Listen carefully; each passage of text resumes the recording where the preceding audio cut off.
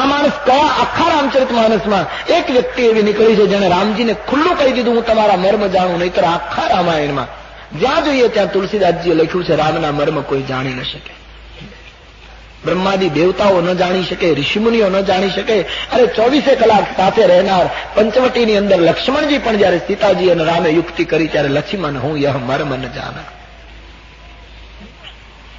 ત્યારે એક ભીલ આજ કહે છે હું તમારા મર્મ જાણું છું. મહાત્માઓએ એક કથા કહી છે કે ગામમાં નૌકા તો ઘણી હતી, પણ બનેલું એવું કે ગઈ રાત્રિએ હમણાં આપણે જોયું કે બધા ચોકી કરતા હતા, રામજીની લક્ષ્મણ અને ગુહ સંવાદ કરતા હતા. એ વખતે ગામમાં જે લોકો નૌકાવાળા હતા એમાંથી અમુક લોકો નૌકા શણગારતા હતા. બધાને ખબર કે કાલે રામજીને સામે કિનારે જવાનું, એટલે બધાને હરીફાઈ થયેલી કે આપણી નૌકા એટલી સરસ શણગારીએ કે પ્રભુ આપણી નૌકામાં પધારે. એવી એક સ્પર્ધા શરૂ થઈ. કોઈ કંઈ કરે, કોઈ કંઈ કરે. એમાં આ કેવટ ગરીબ માણસ, મહાત્માઓ કહે, એની નૌકા જૂની પુરાની. એને એમ થયું કે આટલી સરસ નૌકાઓ તૈયાર થાય, આમાં મારી નૌકામાં રામ ક્યાંથી બેસે? રડી પડ્યો. એની પત્નીએ કહ્યું આપ રડશો નહીં, તમારો પ્રેમ સાચો હશે ને તો બધી નૌકાઓ છોડીને રામ તમારી નૌકામાં આવશે. કહ્યું બરાબર, પણ કદાચ રામ આવશે તો ભગવાનને કોઈ કહેશે કે નહીં આવી નૌકામાં ન હોય, નવી નૌકામાં બેસાડે, આ તો જૂની નૌકા. આવું કહીને આટલી સરસ નૌકામાં આપણી નૌકાનો નંબર કોણ લાગવા દે? બોલે નહીં, હું આપને કહું છું વિશ્વાસ રાખો, પ્રભુ સર્વશક્તિમાન છે. એક ભગવાન સધાઈ જશે તો બધું બરાબર થઈ જશે. એક હિંમત આપી પત્નીએ. બસ એ નૌકાને એમને રાખી દઈ. કહે છે તીર કામઠા લઈ ચોકી કરવા કેવટ જતો રહ્યો. એમાં લક્ષ્મણજી જ્યાં ચર્ચા કરે છે ત્યાં એની ચોકી આવી. એમણે આખો સંવાદ સાંભળ્યો રાત્રિનો. એમાં 2 મુદ્દા એમણે પકડી લીધા. એક એ પકડ્યો કે લક્ષ્મણજીએ કહેલું કે રામના ચરણમાં જ પરમાર્થ છે. આ પકડી લીધું. કારણ કે માણસને ખબર છે કે અમારી પાસે સગવડ નથી, કોઈ એવી સ્થિતિ નથી કે અમે કઈ દાન પુણ્ય કરીને પરમાર્થ કરી શકીએ. ત્યારે લક્ષ્મણજીની જે ક્રાંતિકારી વ્યાખ્યા પરમાર્થની કે મન વચન અને કર્મથી રામના ચરણમાં પ્રેમ કરવો, એ સર્વોચ્ચ પરમાર્થ આ માણસે પકડી લીધો. કે પ્રભુના ચરણમાં જ જો પરમાર્થ હોય તો એ ચરણ જો પ્રક્ષાલન કરવા મળે અને એ ચરણામૃત જો મને પ્રાપ્ત થાય તો બધો પરમાર્થ હું મેળ. ક્યાં વાત?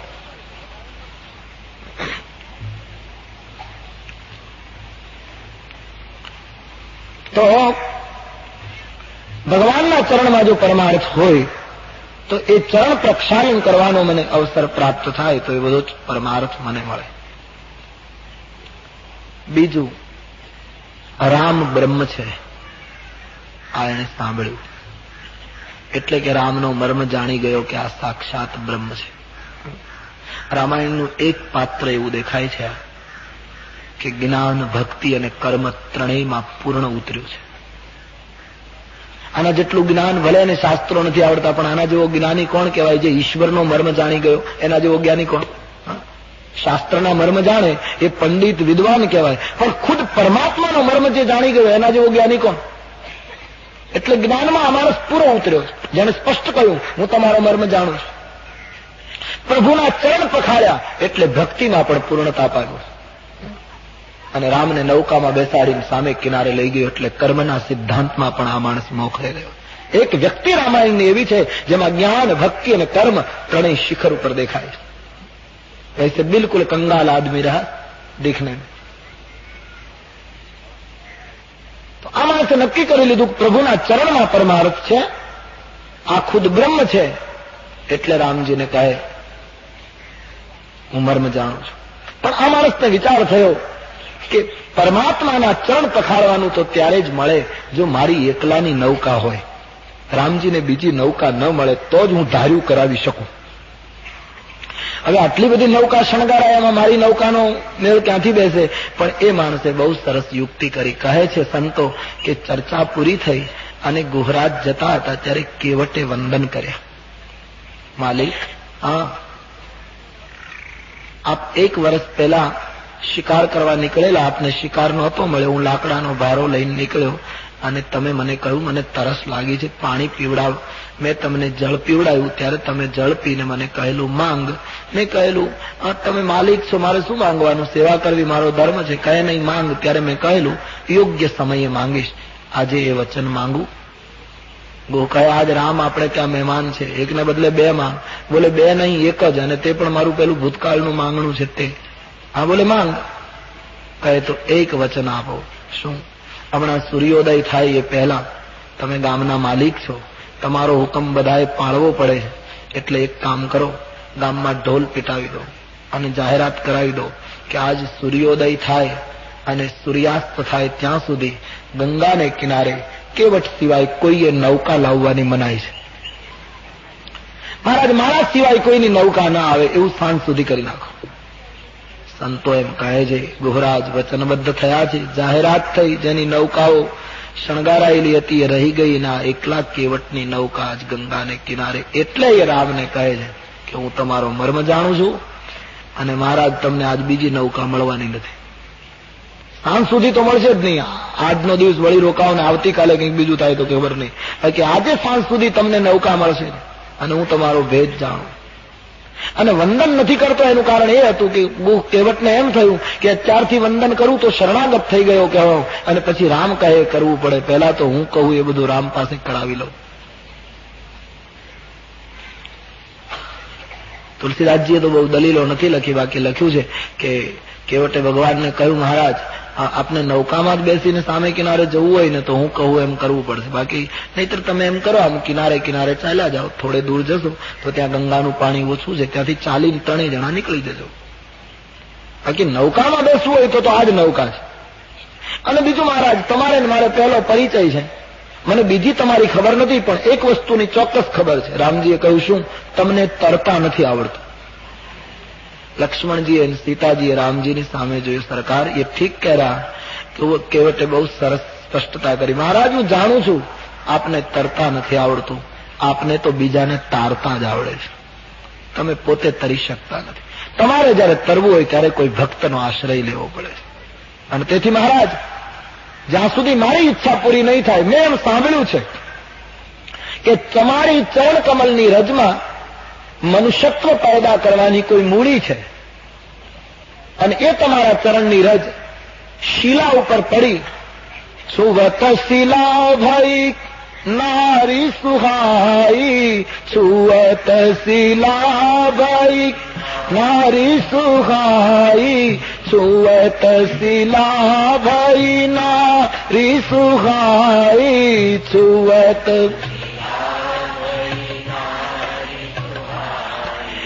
પાહન તેન કાઠ કઠિનાઈ, પાહન તેન કાઠ કઠિનાઈ, પાહન તેન કાઠ કઠિનાઈ, પાહન તે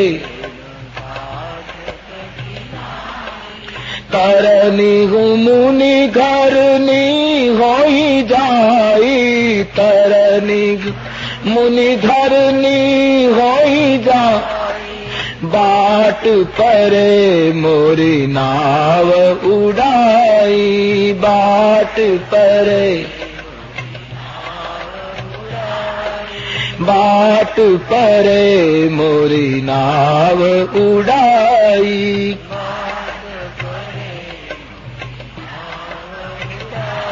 મહારાજ પથ્થર ઉપર ચરણ રજ પડે તો એમાંથી ઋષિ પત્ની ઉભી થાય.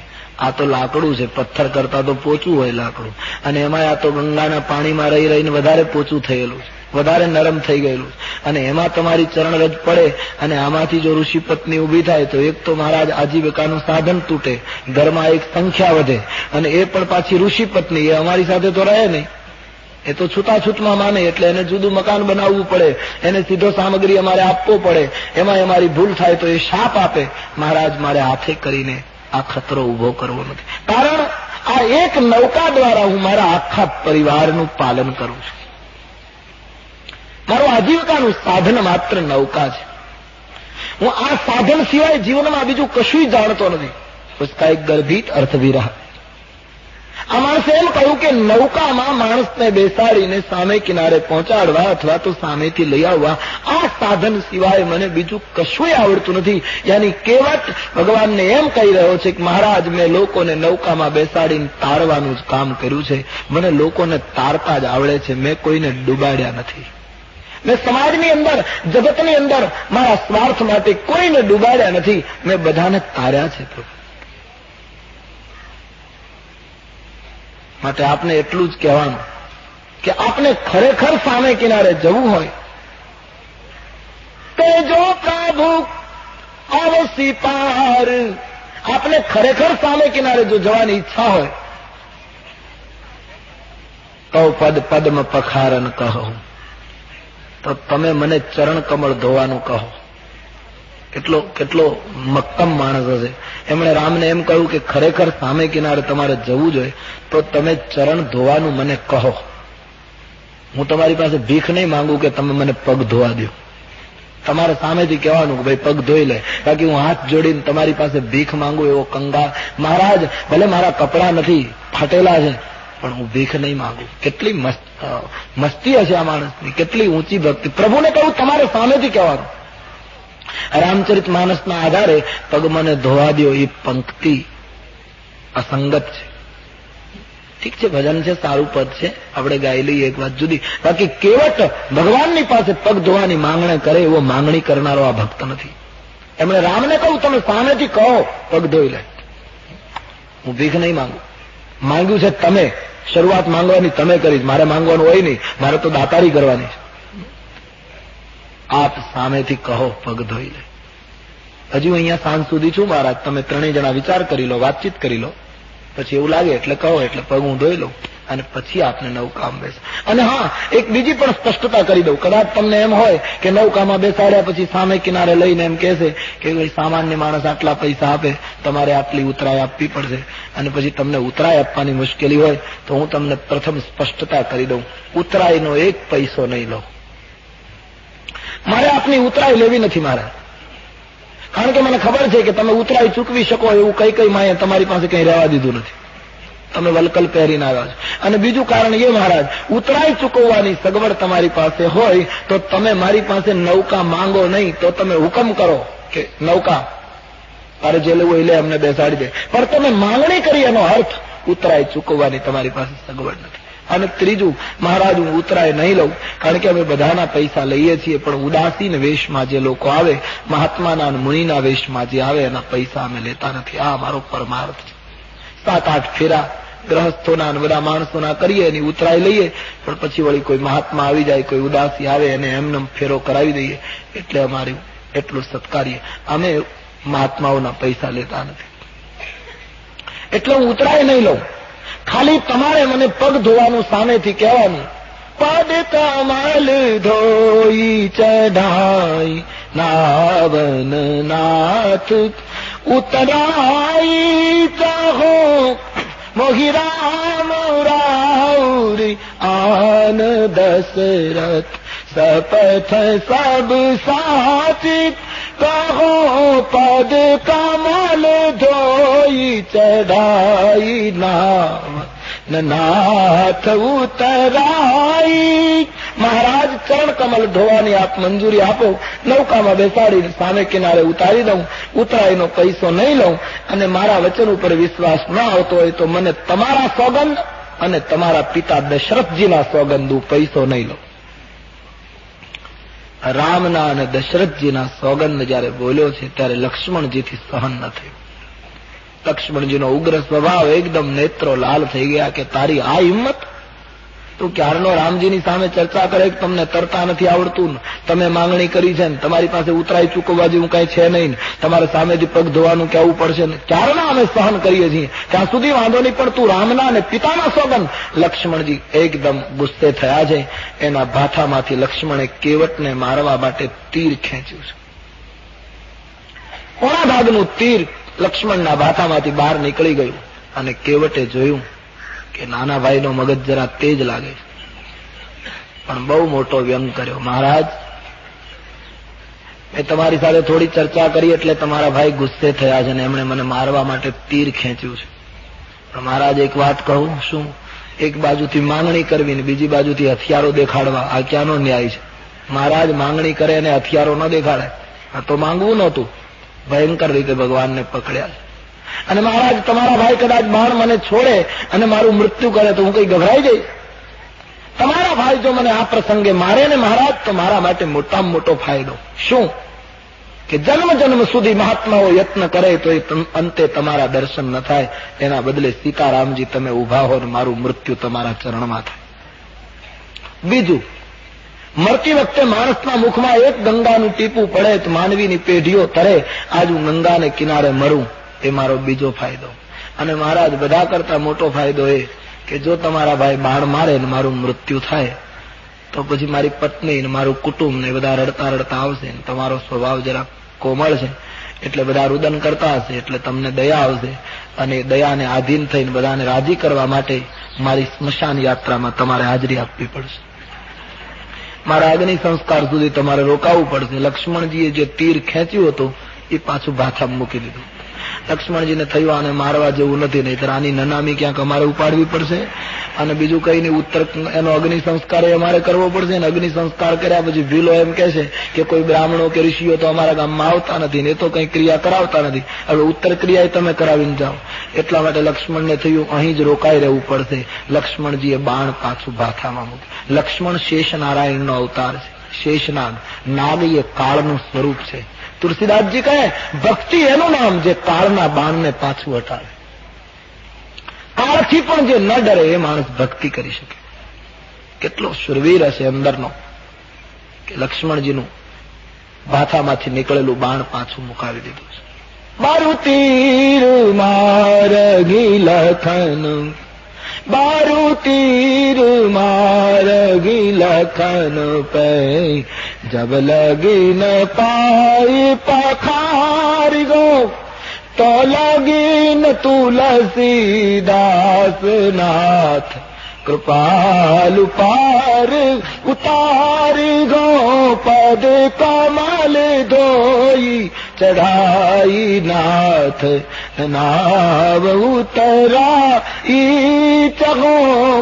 મહારાજ, કદાચ લક્ષ્મણજી મને બાણ મારે તો મારી મરવાની તૈયારી છે, બાકી જ્યાં સુધી ચરણ ધોવાની મંજૂરી નહીં મળે ત્યાં સુધી હું આપને સામે કિનારે નહીં લઈ જાઉં. આટલી વીરતાથી કાળની સામે આ ભક્ત બોલ્યો. સુની કે વટકે બેન પ્રેમ લપેટે અટપટે, બિહંસે કરુણા એન ચિતઈ જાનકી લખનતન. પ્રેમમાં લપેટાયેલા, સમજવામાં અટપટા એવા કેવટના વેણ સાંભળતા ભગવાન રામજી ખડખડાટ હસી પડ્યા. એકદમ મુક્ત હાસ્ય.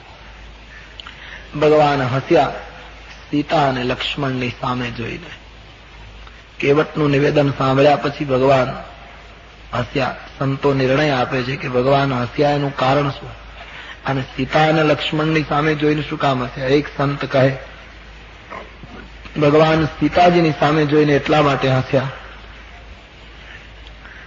કે ભગવાન સીતાજીને કહે છે, દેવી તમારા જેવી સુંદરી તમારા પિતાએ મને કન્યાદાનમાં આપી, છતાં મેં ખાલી મારા જમણા પગનો એક અંગૂઠો જ એમને ધોવા દીધેલો, અને આ માણસ આપવાનો કાંઈ નથી ને બંને પગ આખે આખા ધોઈ નાખવાનું, એટલે રામને હસવું આવ્યું.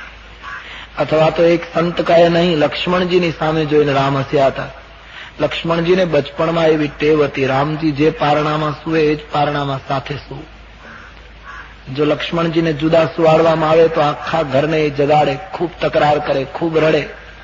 એટલે એક જ પારણામાં બંને ભાઈઓને સુવાડવામાં આવતા બચપણમાં, અને એક પારણામાં સુવડાવે ત્યારે રામના ચરણ જે બાજુ હોય એ તરફ લક્ષ્મણજીનું મસ્તક રાખવામાં આવે, કારણ કે લક્ષ્મણજીને સૂતી વખતે રામના પગનો અંગૂઠો ચૂસવાની આદત હતી.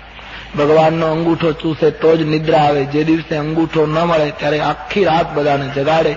રામે લખનને કહ્યું, લખન બચપણની આદત યાદ છે, એક અંગૂઠો નહોતો મળતો તો તું આખા ઘરને જગાડતો હતો, આજ તારે તીર પાછું ભાથામાં મૂકી દેવું પડ્યું, કઈ બોલાય એમ નથી, ના બંને પગ આખા લઈ જવાનું. એક સંત કહે નહીં, રામજી હસ્યા સીતા અને લક્ષ્મણ બંનેની સામે સંયુક્ત રીતે જોઈ, જુદા જુદા નહીં, બંનેની સામે કંઈક જોઈને હસ્યા. એક ભૂતકાળની કથા મહાત્માઓ કહે છે, રામજી પરણીને જયારે અયોધ્યા આવ્યા પછીથી લક્ષ્મણજીને રામના ચરણની સેવા મળતી નહોતી. સીતાજી જ એકલા પગ દબાવે અયોધ્યામાં. લક્ષ્મણજી શયનખંડની બહાર આમ ફર્યા કરે, સીતાજી એને બોલાવે નહીં, એટલે લક્ષ્મણજીને જતા સંકોચ થાય. આમ તો લક્ષ્મણજીને જમણા પગનો અધિકાર હતો, પણ લક્ષ્મણજીને એમ થાય કે મારી માતાજી મને જુએ છતાંય બોલાવતા નથી. એનો અર્થ એમ થાય કે મારું આગમન એમને ગમતું નથી. અને પછી રામ અને સીતા બંને એકલા હોય ત્યારે મર્યાદા ખાતર પણ ન જવું જોઈએ, એટલે લક્ષ્મણજીને સેવા મળે નહીં અને કમરાની બહાર ફર્યા કરે. આમ ઘણા દિવસે લક્ષ્મણજીનું શરીર સુકાવા લાગ્યું. એક દિવસ રામજીએ પૂછ્યું કે લક્ષ્મણ તને શું થાય છે? ભૂતકાળની કથા.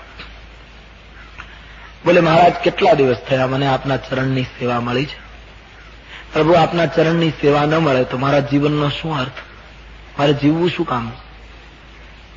તો બોલે તું આવતો હોય તો સેવા કરવા. બોલે મારી માતાજી મને જુએ છે છતાંય બોલાવતા નથી. પછી મહારાજ મને એમ થાય કે એમને મારું આગમન નહીં ગમતું હોય, વિવેક ખાતર પણ ના આવવું જોઈએ. લક્ષ્મણ બીજું તો શું થાય, એ પત્ની છે, એનો અધિકાર છે, બીજું તો શું કરું? કહ્યું મહારાજ કંઈક કરો, મને આપના ચરણની સેવા મળે એવું કંઈક થાય. રામજીએ કહ્યું લક્ષ્મણ એક કામ કર, 4 દિવસ પછી હોળીનો તહેવાર આવે છે. કહે હા. અને તને ખબર છે આપણા રાજકુટુંબના નિયમ પ્રમાણે હોળીને દિવસે દિયર અને ભાભી હોળી ખેલે. અને પછી સાંજ પડે ત્યારે વડીલોની હાજરીમાં ભાભીની પાસે દિયર હોળીની જે ભેટ માંગે તે ભાભીને આપવી પડે. 4 દિવસ પછી હોળીનો તહેવાર આવશે, તારે લક્ષ્મણને, શત્રુઘ્નને અને ભરતને સીતાની સાથે હોળી ખેલવાની. અને નિખાલસતાથી જયારે સાંજના પિતાની હાજરીમાં હોળીની ભેટ આપવાનો પ્રસંગ આવે ત્યારે ભરતને અને શત્રુઘ્નને જે માંગવું હોય તે માંગે. તારો વારો આવે ત્યારે તારે ચરણની સેવા માંગી લેવી સીતા પાસે, એટલે મારે વચ્ચે આવવું નહીં, તારું કામ પૂરું થઈ જાય. લક્ષ્મણજી ખૂબ રાજી થયા છે, નાચવા લાગ્યા છે. ભગવાનને બહુ સરસ ઉપાય બતાવ્યો આપે, પણ હવે એક પ્રાર્થના કરું છું, હોળી જલ્દી આવે એવું કરો. કઈ એ તો જેમ આવે એમ આવે. લક્ષ્મણજીએ હોળીના જાપ શરૂ કર્યા કે જેમ બને એમ જલ્દી હોળી આવે. 4 દિવસ પૂરા થાય છે, હોળીનો સૂર્યોદય થયો, રંગના કુંડો ભરાયા, નિખાલસતાથી હોળી ખેલાવા લાગી. વશિષ્ઠાદિ મહાપુરુષો રાજકુટુંબના સૌ ઉભા છે. રામજી દૂર ઉભા ઉભા જુએ છે કે અત્યારે ખેલાય છે પણ સાંજે પ્રગટવાની છે. સાંજ પડી, હોળીનો તહેવાર. પિતાજીએ કહ્યું બસ સીતે બેટી જાનકી, ભાઈઓને જે ભેટ જોઈએ તે હોળીને આપી દો, ઉત્સવ બંધ કરો. સીતાજીએ ભરતજીને કહ્યું ભૈયા માંગો, હોળીની ભેટમાં શું આપું? ભરતલાલજી માતાજીને વંદન કરીને માંગે છે, માં એક જન્મ નહીં, જન્મ જન્માંતર સુધી પ્રભુ ચરણમાં અનુરાગ વધતો રહે, આટલું આપો. રામ ચરણની ભક્તિ માંગે છે હોળીની ભેટમાં. પછી શત્રુઘ્નનો વારો. સીતાજીએ શત્રુઘ્નજીને પૂછ્યું તમને શું આપું ભૈયા? શત્રુઘ્નજીએ કહ્યું માં, ભરત ભૈયાએ રામચરણની ભક્તિ માંગી છે તો હું એટલું માંગુ, હું જન્મ જન્મ ભરતના ચરણની ભક્તિ કર્યા કરું. એ રામની સેવા કરે તો હું રામ સેવકનો ભક્ત બની જાઉં. રામતે અધિક રામ કરદાસા. લક્ષ્મણજીનો વારો આવ્યો અને રામ સમજી ગયા કે હવે પ્રગટવાની તૈયારી છે. લક્ષ્મણજી આવ્યા છે. સીતાજીએ પૂછ્યું બોલો ભૈયા શું આપું? કહ્યું માં, હોળીની ભેટ આપવી હોય તો આજથી રામચરણ સેવાનો અધિકાર મારો. એ ચરણારવિંદનો અધિકાર જયારે માંગ્યો છે, સીતાજીને થયું કે આ તો બધું જ મારું જતું રહ્યું. એકદમ ચક્કર આવ્યા. જાનકીજી ધરતી ઉપર પડી ગયા, બે શુદ્ધ થઈ ગયા. જો ચરણની સેવા જતી રહે તો સીતાને થાય મારા ભાગમાં શું રહ્યું? કેટલું ઊંચું કુળ હશે! સેવા અને સમર્પણ સિવાય જે કુળમાં બીજો કોઈ વિચાર નહોતો. વૈદો હકીમો દોડી આવ્યા, ઘણું કરે પણ સીતાજીની મૂર્છા ઉતરે નહીં. દશરથજીએ લક્ષ્મણને કહ્યું લખાન તે શું માંગ્યું? સીતાને મૂર્છા કેમ આવી? બધાની આંખો લક્ષ્મણ ઉપર લાલ. લક્ષ્મણજી ગભરાયા કે શું કરવું? એકદમ દોડતા રામજીની પાસે ગયા. ભગવાનને કહ્યું મહારાજ મારે કંઈ જોઈતું નથી, પણ આ મૂર્છા ઉતરે એવું કરો. આખું ઘર મારી સામે દુશ્મનની જેમ જુએ છે. રામજીએ કહ્યું લખન એમાં હું શું કરું? તું આવું માંગે એટલે આમ જ થાય. બોલે શીખવું તમે ને પાછો ઠપકો તમે આપો છો. રામજીએ લક્ષ્મણને કહ્યું લક્ષ્મણ, આ તો પ્રેમ અને સમર્પણની તકરાર છે. આ કઈ વૈદ અને હકીમોથી ન સાજું થાય. પ્રેમીઓને કોઈ દવા કરી? પ્રેમના દર્દીને જગતમાં કોઈ ઔષધ મળતું નથી. સૂફીઓ કહે દર્દ વોહી હૈ જો જિંદગી ભર દર્દ બના રહે. જે ઔષધથી સારું થાય તો કામ ચલાવ બીમારી. પ્રેમના દર્દને કોણ મિટાવી શકે? नामे जानू आरती वंदन, नामे जानू आरती वंदन, नामे जानू आरती वंदन, नामे जानू ना पूजा की रीत सखीरी में तो प्रेम दीवानी मेरो, दर्दन जाने कोई सखीरी में तो प्रेम दीवानी मेरो, दर्दन जाने। मीराना दर्द ने कौन मिटावी सके? तो लक्ष्मण जी ने भगवान कहे, लक्ष्मण आ कोई बीमारी थोड़ी है कि वैद्य हुकमोથી સારું થાય? તો કહ્યું, મહારાજ શું કરું? તો એક કામ કર, સીતાજીને એમ કહી દે કે જમણો પગ મારો અને ડાબો પગ તમારો, આપણે સાથે મળીને ચરણ સેવા કરવાની. અને એક ચોખવટ કરી લે કે જયારે રામજી શયન કરે ત્યારે સીતાજીને કહી દે કે તમે સેવા કરો એના પહેલા તમારે મને સામેથી બોલાવવાનું, હું આવ્યા વગર સેવા શરૂ નહીં કરવાની. એવું વચન લઈ લે એટલે પછી તને બોલાવ્યા વગર સેવા શરૂ નહીં કરે. જમણો પગ તારો, ડાબો એનો, એના મનનું સમાધાન, તને સેવા મળતી થઈ જાય. લક્ષ્મણજી ગયા છે, સીતાજીને કહ્યું, માં જમણો પગ મારો, ડાબો તમારો, પણ તમારે મને સામેથી બોલાવવાનો. સીતાજીની મૂર્છા ઉતરી ગઈ, પગ મળ્યો, સેવા મળી એટલે આનંદ થયો. એક એક પગ વેચાયો. દશરથજીને પણ આનંદ થયો. અહીં કેવટ ગંગાને કિનારે કેવટના વાક્યો સાંભળી રામ સીતા અને લક્ષ્મણની સામે જોઈને હસ્યા. આટલા માટે કે લક્ષ્મણ, સીતા યાદ છે હોળીનો તહેવાર? એક એક પગ માટે તમે બંને તકરાર કરતા હતા અને આજ બંને જણને ઉભા રહેવાનું ના એકલો બંને પગ લઈ જાય, જેની વહેંચણી આપણે કરી જ નહોતી. એટલા માટે હસ્યા. એક સંત કહે નહીં, રામજી હસ્યા એનું એક ચોથું કારણ, એ પ્રસિદ્ધ કથા કે કેવટ ગયા જન્મમાં સમુદ્રનો જીવ હતો. મહાત્માઓ કહે સમુદ્રનો કાચબો હતો, જળચર જીવ હતો ગત જન્મમાં, આ ભીલ. એમાં એક દિવસ સમુદ્રમાં ભગવાન ક્ષીરસાગરમાં શેષની પથારી ઉપર સૂતા છે. આ કાચબાને એમ થયું કે લાવ ભગવાનના ચરણે સ્પર્શ કરી લઉં એટલે મારી મુક્તિ થઈ જાય. તો શેષની પથારી ઉપર ચડતો ચડતો એ જીવ ભગવાનના ચરણે અડવા ગયો. એમાં શેષનારાયણનું ધ્યાન ગયું. એને થયું કે પ્રભુની નિદ્રામાં આ જળચર વિઘ્ન કરશે, એટલે ફેણ મારી એમણે કાચબાને પાણીમાં ફેંકી દીધો.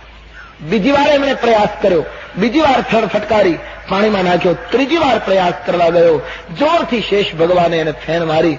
કાચબો પડ્યો પણ મૃત્યુ પામ્યો. ભગવત ચરણે સ્પર્શ કરવાની ઈચ્છાથી મૃત્યુ પામેલો જળનો જીવ ત્રેતા યુગમાં શૃંગવેરપુરનો કેવટ બન્યો. એને પોતાનો ગયો જન્મ યાદ. એટલે આજ ભગવાનને કહે કે મહારાજ, તે દિવસે આ તમારા ભાઈ લક્ષ્મણજી શેષ હતા અને હું તમારે પગે અડવા આવતો હતો ત્યારે ફેણ મારી મારી મને પાણીમાં નાખી દીધો હતો, પગે અડવા નહોતો દેતા. પણ આજ બંને પગ હું ધોઉં નહીં ત્યાં સુધી હું તમારો છુટકારો કરું નહીં. એટલા માટે રામ હસ્યા કે લક્ષ્મણ, આ માણસને કેટલું યાદ છે, તને યાદ છે આ કોણ છે? એટલા માટે સ્મરણ કરે. અભણ કેટલું યાદ રાખે, પેલો ભાણેલ ભૂલી જો ન જાય, તમારા પગ ધોવા દ્યો રઘુરાયજી, ધોવા દ્યો ને રઘુરાય. વાલા મને વેમ પડ્યો મન માય, તમારા પગ ધોવા દ્યો રઘુરાયજી. કેટલું યાદ રાખ. સાચું ભણતર જ આ છે. અંત સમયે જે કામ આવે, જીવનના મહત્વના પ્રસંગે મને ને તમને હળવા બનાવે, એ ભણતર. આજે મેં ફરી વાર કહું, આજે માણસોને પદવી મળે છે, ડિગ્રી મળે છે, વૃત્તિ કેટલા લોકોમાં આવે છે. ડિગ્રી મળે અને વૃત્તિ નિર્માણ ન થાય તો શું કામ? બધું ભણવું જોઈએ, ભણ્યા વગર ચાલે જ નહીં આજ. પણ ભણતરની સાથે માણસમાં જો વિવેકનું જાગરણ ન થાય, માણસમાં ભાવ ન જન્મે, શું કરવાનું? નાની એવી જિંદગી, બધું તમે મેળવી લો પણ જે પામવાનું છે ન પામી શકીએ તો શું ભણતર? પિંગલ સર્વ વ્રથાય ડિંગલ, જૌન ભયો નર આત્મજ્ઞાની. બધું ભણ્યા એમે તક પાસ હોય, ઉત્તમ અભ્યાસ હોય, ખાસ હોય સૂજન સપૂત ખાનદાન કા. કેટલું ભણ્યો હોય કવિ કહે, એમે તક પાસ હોય. એ કાળમાં લખાયેલી કવિતા. જયારે આ ભણતર એમએ સુધીનું બહુ મોટું ગણાતું. એમે તક પાસ હોય, ઉત્તમ અભ્યાસ હોય, ખાસ હોય સૂજન સપૂત ખાનદાન કા. ખાનદાન હોય, ખૂબ ભણ્યો હોય, कर्नल कप्तान होय, जत्रल जुवान होय, फौज की कमान होय, तोरण तूफान का. ऐसे इजनेर होय, मापगिरी मेर होय, उसमें कला बोतेर होय, वाकिफ कुरान का. सुखद स्वभाव होय, दिल दरियाव होय, लेकिन पिंगल बचाव अंत बने नहीं प्राण का. गमे तेटलो माणस આગળ ગયો, જીવન જીવતા જો ના આવડ્યું, જીવનના રહસ્યને જો મેળવી ન શક્યો તો શું? ધન્ય છે આ જીવ, કંગાળ છે, બિલકુલ નિરક્ષર છે, પણ પોતાનો ગત જન્મ યાદ રાખીને આજ પ્રભુને કહે છે હું છોડીશ નહીં. એટલા માટે રામજી હસ્યા. રામાયણકારે લખ્યું કે ભગવાને સામેથી કહેવું પડ્યું, બેગી આની જલ પાવ પખારું, જલ્દી કર ભાઈ, જળ લઈ આવ, અમારા ચરણ ધોઈ લે, હો તો વિલંબ ઉતાર હું પારું. જલ્દી કર. કેવટને મંજૂરી મળી, કેવટ નાચવા લાગ્યો છે. પરમાત્માએ મંજૂરી આપી દીધી, જળ લઈ આવ, પગ પખાડી લે. સામેથી રામને કહેવું પડ્યું, માંગ્યું નહીં. આપણી નૌકામાં રામ બેસવા રાજી થયા, સામેથી ચરણ ધોવાની મને મંજૂરી આપી, જલ્દી કર. પત્ની આનંદ ગયેલી, આખું નામ જમા થયું. સંતો એમ કહે છે એ વખતે કેવટની પત્નીની આંખમાં આંસુ આવ્યા. એને એમ થયું કે આપણે ગરીબ માણસો, આપણા ઘરમાં સોના ચાંદીનું પાત્ર હોત તો પ્રભુના ચરણ સોના ચાંદીમાં ધોત. આવો પ્રસંગ હોય ને ત્યારે ગરીબ માણસોને લાગી આવે, આપણે ગરીબ છીએ એટલે આવું પાત્ર તો આપણી પાસે નથી. ગરીબી ભૂંડી ચીજ છે. ભગવાન કરે જગતમાં ક્યાંય ગરીબી ન રહેવી જોઈએ, પણ જયારે હોય છે ત્યારે પ્રત્યેક વ્યક્તિની ઈમાનદારી પૂર્વક ફરજ છે જેની પાસે જે હોય એનું યોગદાન કરે. ગરીબી કાઢવાની જે લોકો વાતો કરે છે, રામરાજ્યની જે લોકો ઘોષણા કરે છે, એ લોકો કઈ નહીં કરી શકે. મારે તમારે ઉઠવું પડશે. मैं सारे भारतवर्ष में घूमता हूं, मेरा अनुभव है कितनी गरीबी लगी हुई इस देश में. थोड़ा समय पहला ओरिस्साમાં ફરતો હતો, એક પર્વતાળ પ્રદેશમાં. આ દેશની 18 વર્ષની 20 વર્ષની બહેન બેટીઓને પહેરવા કપડા નથી. એક કુટિયામાં હું ગયો અને એક બહેનની સાથે મારે વાતચીત કરવી હતી. તો એ બહેન ઘાસનો એક પૂળો લઈને પોતાના શરીરની આડો રાખીને મારી સાથે વાત કરતી. પહેરવા કપડા નહોતા, અંગને ઢાંકવા માટે ઘાસ આડું રાખે. શું આપણે કરી શક્યા? આ દેશના માણસને જો કપડા ના આપી શક્યા હોય અહીંયા આપણે, તો શું વિકાસ કર્યો મેન? તો માણસ ઉઠે, માણસ સાવધાન થાય. જેની પાસે જે છે, મનથી ભાંગી ગયેલાને, જેની પાસે જ્ઞાન અને બુદ્ધિ હોય એ સમજાવટથી બેઠા કરે. જે મનથી ભાંગી ગયા હોય, જે તનથી તૂટ્યા હોય, ભગવાને જેને સાધન સંપન્નતા આપી હોય એ માણસો એને રાહત આપે, એને કંઈક મદદ કરે. સુકાણા રે હાડ પાડોશી ન બાળને, મોઢે કાંક મુઠ્ઠી ચણ નાખતો જાજે, તને દીધું હોય તો દેતો જાજે. ઉપરવાળાએ તને આપ્યું હોય તો તું બીજાને આપતો જાજે. સુકાણા રે હાડ પાડોશી ન બાળને, મોઢે કાંક મુઠ્ઠી ચણ નાખતો જાજે, દીધું હોય તો દેતો જાજે, આપ્યું હોય તો આપ. તમે દક્ષિણ ભારતમાં ફર્યા હશે, એને ખબર હશે. દક્ષિણ ભારતમાં કોઈના લગ્ન હોય ને, અને પછી લગ્નના જમણવાર પછીનો ભાત અને રસમ કે એ લોકોનો જે ખોરાક છે બધો, એ લોકો જે પાત્રમાં બધું આમ ફેંકી દે, કુંડામાં નાખી દે. મેં જોયું છે કે ભિખારીઓ અને કૂતરાઓ સાથે ખાતા. આ દશા છે આપણે. વિકાસના આંકડા અપાય છે સમાજ. રામરાજ્ય લાવવું હોય તો બીજી જગ્યાએ દ્રષ્ટિ બંધ કરી દો. રામરાજ્ય માટે સાધુ સંતો જે પ્રયાસ કરે છે એની સાથે જોડાઈ જાય. राज्य सत्ता करता धर्म सत्ता ની સાથે राम राज्य जल्दी આવશે. इसलिए मुझे राजकारण से कोई ताल्लुक भी नहीं, मुझे कोई लेन देन भी नहीं, પણ જે કહેવાનો સમય આવ્યો છે એ સમય અમારે સાધુઓએ બોલવું જોઈએ, એટલા માટે બોલી રહ્યો છું. રામાયણનું રામ રાજ્ય લાવવું હોય તો પ્રત્યેક વ્યક્તિ બીજા ઉપર આશા રાખ્યા વગર વ્યક્તિગત જીવન સુધારીને આજુબાજુમાં દ્રષ્ટિ કરતો થાય, દીનહીનની સેવા કરે. અને સમાજમાં જોઈએ છીએ ઘણી વખત સામાન્ય માણસમાં જે ઊંચાઈ છે એ બહુ મોટી વાતો કરનારામાં દેખાતી નથી. હું ઘાટકોપરમાં કથા કહેતો હતો મુંબઈમાં, થોડા વર્ષ થયા પછી એક ગરીબ દાદા, કરીબ 70 વર્ષની ઉંમર છે, એકદમ ફાટેલા કપડાથી, એકદમ બુઝર્ગ, એટલા રામાયણના પ્રેમી, બિલકુલ સામે બેસીને કથા સાંભળે. પહેલો દિવસ, બીજો દિવસ, ત્રીજો દિવસ હું બરાબર મારી બિલકુલ સામે બેસીને કથા સાંભળે, મારો ખ્યાલ રહેતો. પણ એટલા ભાવથી એ કથા શ્રવણ કરે. ચોથે પાંચમે દિવસે એમણે મને એક દિવસ ગાડી પરથી નીચે ઉતરતો તો મને કહે એક વિનંતી કરવી. મેં કહા ક્યાં દાદા? બોલે તમે મારે ઘરે આવશો? મેં કહ્યું બાબા હજી તો 9 દિવસ 4 દિવસ બાકી છે ને, આપ પાછી મને યાદ કરાવજો, હું જોઈશ. આવું મેં કહ્યું. પછી સ્વાભાવિક છેલ્લા દિવસોમાં ગીર્દી વધતી જાય અને પછી એ બધું એને જોયું કે આમાં મારો નંબર ક્યાં લાગે, એટલે એને મને યાદ આપવાનું બંધ કરી દીધું. પણ એ મારી સામે રોજ બેસતા હતા એટલે હું એને જોઉં એટલે પેલું મને સ્મરણ થાય. જે દિવસે પૂર્ણાહુતિ હતી સાંજના, એ દિવસે સવારની કથા પૂરી થઈ એટલે 12 વાગે મારી બાજુમાં એક આચાર્ય શ્રી પાઠ કરતા હતા રામાયણજીનો. એને કહ્યું પેલા દાદાને જરા બોલાવી લો. એટલે એમને બોલાવીને સ્ટેજ પાસે રાખ્યા. મેં એને ઓચિંતા કર્યું કે દાદા આજે સાંજના પૂર્ણાહુતિ છે એટલે હું 3 વાગે કથા મંડપમાં આવું એના પહેલા 5 મિનિટ તમારે ત્યાં આવી જાવ, પછી હું જતો રહીશ. આપ સરનામું આપો, અમે અમારી મેળાએ પહોંચી જઈશું. એક બાજુ એની આંખમાં પ્રેમના અશ્રુ હતા, હર્ષ હતો. અને ઓચિંતા મેં એને કહ્યું એનું એને થોડું દુઃખ પણ હતું. સરનામું આપ્યું. અમે 2:30-3 વાગે એ ઘાટકોપરના એક ગરીબ ગંદા લત્તામાં ગયા. શિવાજીનગર કેવું કંઈક કહે, બધી ઝૂંપડીઓ,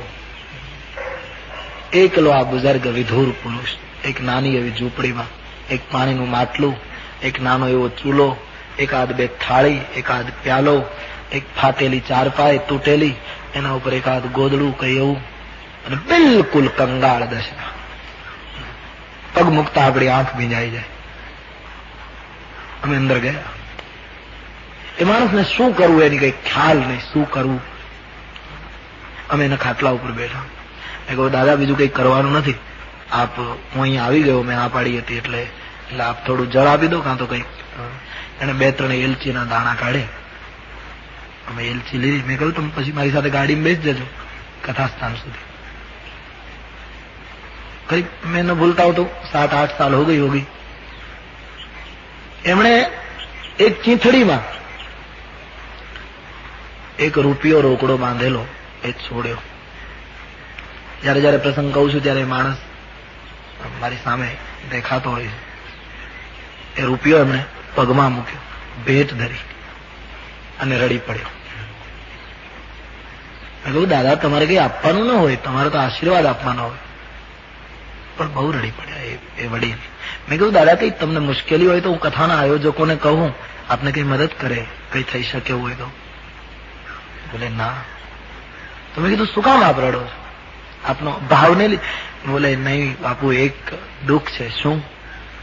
મેં તમને આમંત્રણ આપ્યું ને કે તમે મારે ત્યાં આવશો, ત્યારે મેં એવો સંકલ્પ કરેલો કે આપ મારે ઘરે આવો તો મારે તમને 1.25 રૂપિયો ધરવો. પણ તમે આજ મને ઓચિંતું કહ્યું ને એટલે રૂપિયો જ મારી પાસે છે, મારી પાસે 25 પૈસા નથી. મારો સંકલ્પ પૂરો હું ન કરીશ. બસ યહી ઊંચાઈ है हिंदुस्तान की. આ અસ્મિતા છે આપણા દેશની. આ દેશ આ ભાવ ઉપર જીવે છે.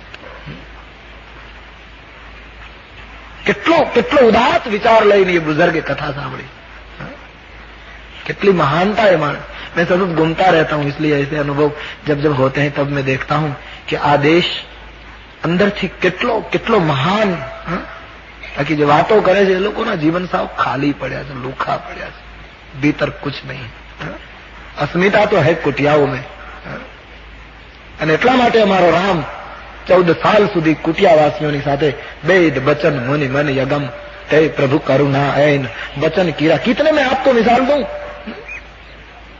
મેં હમણાં અમારે સૌરાષ્ટ્રમાં રાણપુર ગામ છે, ત્યાં કથા કહેતો હતો અને મુંબઈથી એક વેપારી કથા સાંભળવા આવેલો. પછી ગામથી બહાર મોટા ખેતરમાં કથા હતી, તો એકાદ અડધો કિલોમીટર ચાલીને જવું પડે, એટલે દૂર હતી કથા. તો એક ભાઈ આવીને મને ઉતારે કહ્યું કે બાપુ આમ બન્યું. મેં કીધું શું બન્યું? કે હું મુંબઈથી કથા સાંભળવા આવ્યો છું. બોમ્બેમાં કથા પૂરી સંભળાય નહીં, ત્યાં પ્રવૃત્તિ હોય, એટલે મને એમ કે ગામડે કથા સાંભળી શકાય. તો હું ઉતાવળે 3 વાગ્યાની કથામાં જલ્દી આગળ જગ્યા લેવા માટે દોડતો આવતો હતો. મારી ચપ્પલની પટ્ટી તૂટી ગઈ. એટલે પછી રસ્તામાં એક મોચી છત્રી લઈને બેઠો હતો ફાટેલ. એ રાણપુરની બનેલી ઘટના મેં આપકો.